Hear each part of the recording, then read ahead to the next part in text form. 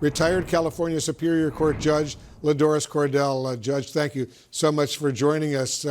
As you know, Judge Juan Merchan today ruled Trump can't be asked about his violations of the gag order if he were to testify. Are you surprised by that? Not at all. The gag order and the violations are a separate proceeding. Even though they're a part of the trial, technically, they're a separate proceeding. So they really don't have any relevance to the issues that's presented at trial, whether or not there was election interference. So that's not surprising, and it is the proper ruling in my view. It was interesting today that the judge specifically clarified that the gag order he imposed doesn't prohibit Trump from testifying in this case.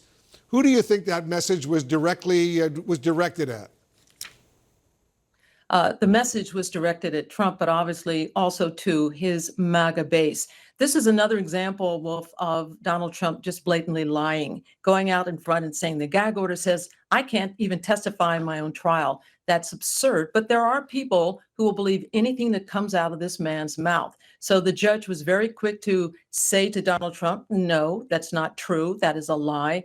He can testify if he so chooses. That has nothing to do with the gag order, which really brings up the point you made in your first question to me. They are two separate issues. Good point. The judge has yet to rule on the additional 4 alleged gag order violations brought up against Trump this week by the prosecutors. What are you expecting?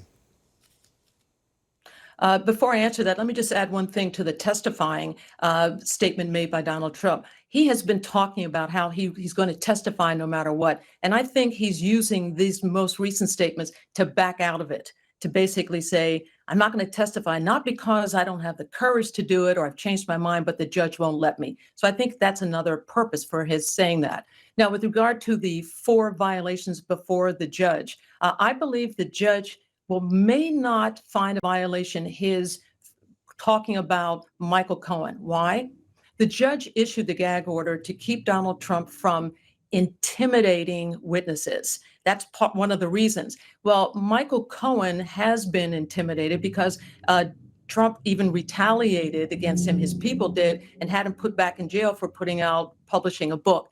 So if the purpose is not being served, that is, Michael Cohen is just responding back, there appears to be not that intimidation, he might find there's not a violation of the gag order with regard to Michael Cohen going forward. With the others, particularly with the jury, I think the judge will find violations.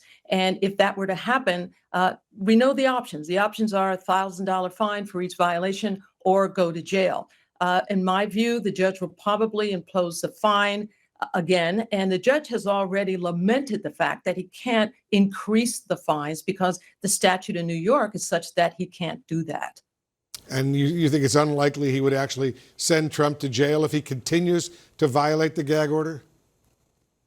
Well, I think he will actually impose a jail sentence, but not for these 4 violations or 3, however many he finds, because they occurred before the judge issued the statement to Trump saying, going forward, you do this again, you are looking at incarceration. So I think going forward, absolutely, the judge is looking at that. And I don't believe if the judge does this, and I hope actually if there's another violation, it's the only thing the judge can do. It's not going to disrupt the trial. If the judge says, I'm going to sentence you to jail, but I'm going to impose it at the conclusion of the trial. So there won't be any disruption, but Trump will have this hanging over his head for the duration of the trial. And if he were to send Trump to jail during the course of the trial, that would totally disrupt the trial, right? Absolutely. So then, but again, it depends on how much time he gives him. If he says to Trump, well, you're going in on the weekend, then that wouldn't be a disruption of the trial. That's a possibility. But I think the judge won't, because that's the time that Trump spends campaigning. And the judge is trying to, I guess, balance these, Trump's own First Amendment rights. So it could be disruptive. That's why I think he won't do it right during the day when there's trial. And so the weekends are a possibility, but I think the better way is just impose it at the end of the trial. At what point, Judge, would you, as a judge, consider actually jailing the former president of the United States?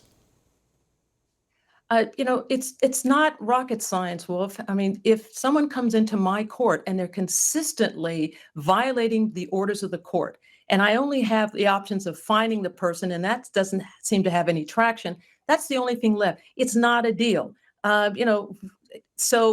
With regard to Trump, yeah, they'll find a cell where he can be in solitary confinement, and he's not going to like it. And jail isn't a place to be liked. It's where you don't want to go, which is why hopefully it will be a deterrent. But I just don't think that we should make this a big deal.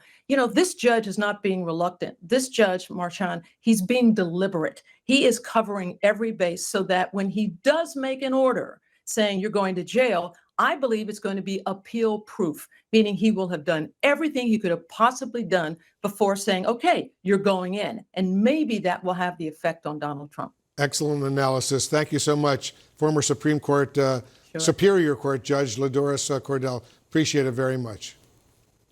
Thank and you just all. ahead, the